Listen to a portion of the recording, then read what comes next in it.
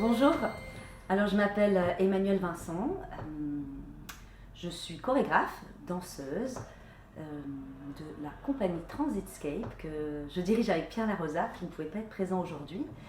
Et donc à Ici Vietnam Festival, nous avons présenté le solo de danse Mutante accompagné en musique live avec DJ Dang.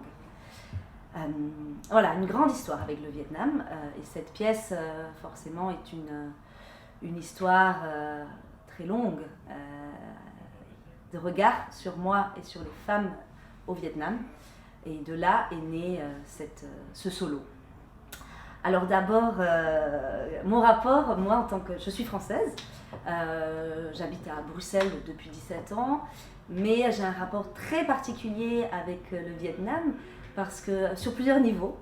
Le premier niveau, mon mari, Thi Trung Minh, Thi Nguyen Trung Minh, est vietnamien, est né en Belgique et m'a fait découvrir évidemment le Vietnam il y a 12 ans. Et je me suis sentie très bien au Vietnam. Et déjà, dans mon parcours de chorégraphe et avec la compagnie, on avait vraiment l'habitude d'aller jouer en Asie. Mais le Vietnam, je ne connaissais pas.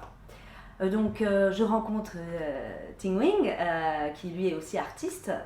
Il est artiste peintre, numérique, art numérique. Et il me présente à toute sa famille, et la communauté aussi vietnamienne à Bruxelles. Puisque lui, il fait partie de l'Union des Vietnamiens en Belgique, Truong Son.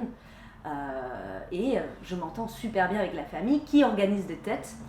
Et en tant que danseuse, je leur ai demandé, est-ce que vous pouvez m'apprendre des danses traditionnelles vietnamiennes? Alors pendant des années, j'ai pratiqué la danse traditionnelle vietnamienne. Et je suis rentrée dans cet univers, dans ces codes, qui étaient très loin de la danse contemporaine. Avec les objets, les cérémonies, les histoires. Ça m'a complètement passionnée. Je me suis complètement investie avec l'association l'Union des Vietnamiens en Belgique pour faire des tuts, jusque dans l'implication, programmation avec eux, etc. Et puis, on a décidé avec mon mari, Thi Nguyen, et mon partenaire de travail, Pierre Larosa, de monter un projet de coopération culture entre le Vietnam et la Belgique. Du coup, voilà, on a décidé vraiment de travailler avec l'Université des Beaux-Arts d'Ho Chi Minh City.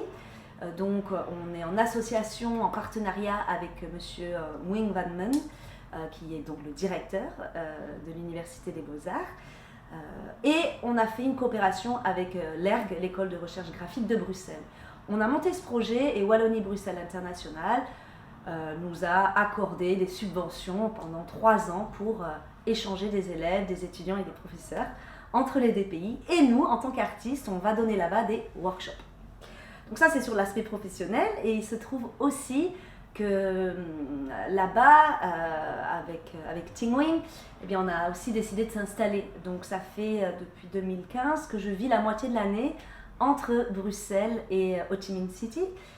Bon, là, avec la Covid, évidemment, on est un petit peu interrompu. Ça fait 16 mois qu'on compte nos jours. Et voilà, on y retourne. Et on a tout mis, nos projets actuellement, ils sont suspendus par rapport au Vietnam. Voilà, ça, c'est mon rapport avec le Vietnam. Et puis aussi, le rapport à la langue aussi, que j'essaie d'apprendre, évidemment, même si ça m'est encore difficile. Mais je suis complètement rentrée dans la culture vietnamienne et puis aussi mon entourage, mes amis là-bas qui m'apprennent énormément de choses. Et ce sont beaucoup des amis artistes, soit des étudiants ou soit des danseurs, danseuses vietnamiennes avec qui je travaille, des artistes. J'ai aussi rencontré, travaillé avec la compagnie Bang Sen, la compagnie nationale d'Ho Chi Minh City en danse traditionnelle, où on a développé aussi il y a quelques années des bons rapports ensemble avec des workshops, etc., où je travaillais un petit peu avec eux. Et puis voilà, à force de vivre là-bas, d'observer le pays, les gens, je me suis attardée sur un phénomène urbain des Vietnamiennes qui se couvrent visage, corps, il n'y a plus un bout de peau. Et puis, à 17h, le soleil se couche et tout le monde s'effeuille finalement, se dénude. Et sous ces longues jupes, gants, on voit des corps, on voit des jupes, on voit des shorts, on voit des petits t-shirts. Et tout d'un coup, la femme anonyme de la journée devient des individus, plusieurs individus. Et je trouvais ça très beau, cette mutation, ce changement, cette transformation. Et du coup, j'ai vraiment eu envie en tant que danseuse et chorégraphe de travailler sur ce geste, de travailler sur ces costumes et de travailler aussi sur la femme en général, pas que la femme vietnamienne, la femme qui, quand elle s'enlève, quand elle s'effeuille finalement, elle montre aussi une fragilité, mais quelque chose qui est très fort. Et je voulais montrer toutes ces facettes que nous, on est en tant que femmes, qu'on soit vietnamien, vietnamienne ou pas, cette mutation qui peut s'opérer en nous. Après, c'est sûr qu'en côtoyant mes amis, mais voilà, les Vietnamiennes me fascinent dans leur quotidienneté, dans leur courage, dans beaucoup de choses, que ce soit dans le passé, dans l'histoire, mais même encore aussi au présent, puisque Ho Chi Minh City est une ville en ébullition permanente, c'est une ville, c'est comme un dragon qu'il faut dompter, et j'ai ces jeunes artistes que je côtoie, etc., que je vois très très courageuses, des guerrières, et quelque part c'est aussi un hommage à tout ça. Voilà pourquoi Mutante est née. Par contre, quand on va regarder plus l'aspect chorégraphique, forcément, même si j'ai eu plus qu'une initiation, où je suis rentrée dans la danse vietnamienne, je n'allais pas opérer, moi, Emmanuelle, tout d'un coup me réapproprier et faire de la danse traditionnelle. Donc avec mon bagage de chorégraphe contemporaine, avec Pierre, qui a sculpté tout ça, ce mouvement aussi sur le socle, on a décidé d'en garder finalement l'ancrage, qu'est-ce qu'il y a à l'intérieur et comment ces mouvements alors allaient se transformer dans ma corporalité qui est la mienne. Voilà, Mutante, c'est un spectacle qui est donc né au Vietnam. À l'origine, il est né avec Suboy et Teddy Chila, puisque Suboy et Teddy Chila sont des musiciens, chanteuses, avec qui on travaille depuis plusieurs années. On a joué avec eux à l'opéra une autre pièce là-bas, Distorsion urbaine. Et on a fait la création ensemble, la musique, on l'a joué à l'IDECAF, cette pièce, en 2018 du coup. Et puis voilà, puis après on s'est dit, il y aura la tournée en Europe, c'est parti pour nous, puisqu'il y avait déjà les dates derrière. Et puis Suboy est tombée enceinte, elle a rencontré Nodé, et ils ont eu ensemble une magnifique petite qui s'appelle Nina, et c'était super, mais après pour nous les plans avaient changé. Et en tant qu'amis évidemment, il fallait qu'on trouve ensemble des solutions. Et Nodé nous a proposé de rencontrer Dang pour reprendre le flambeau et refaire du coup une recréation musicale avec Dang. Dang qui est donc franco-vietnamien et qui vit à Paris. Donc Nodé nous met en contact et on a fait la première nouvelle version en janvier 2019 à Bruxelles. Et il y a eu une alchimie, ça s'est complètement fait, parce que finalement c'est les mêmes cercles, c'est les amis des amis, et il y avait quelque chose, et l'aventure est partie maintenant avec Dang, et puis on a fait beaucoup de dates ensemble, et on va continuer. On était super heureux justement de le faire à ici Vietnam Festival, parce qu'on ne peut plus aller au Vietnam, j'avais l'impression que le Vietnam venait à nous. Et puis au niveau de la symbolique, c'était important de pouvoir aussi partager ici en France, en tout cas à Paris, avec ici Vietnam Festival, ce moment-là, ce petit bout de Vietnam. Et qui fait écho aussi avec mon parcours, avec la communauté vietnamienne à Bruxelles. Donc pour nous, c'est super de faire tous ces ponts. Et on espère aussi d'ailleurs continuer des ponts entre nous, là, Bruxelles-Paris, autour sûrement de ce projet. Et la réception des spectateurs, spectatrices, c'est vrai que ça soit au Vietnam, en Belgique ou ici, elle est différente.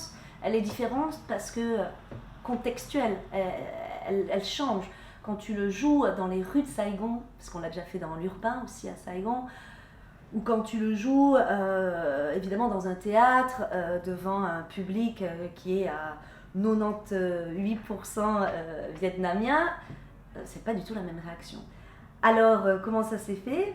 Au Vietnam, avec les femmes, j'ai eu des super dialogues, des super retours, parce la plupart étaient très touchées de se voir, elles, dans une situation poétique, hors moto, et pourtant en mouvement, sur un socle qui garde le mouvement de la moto, mais qui emmène dans une autre poésie.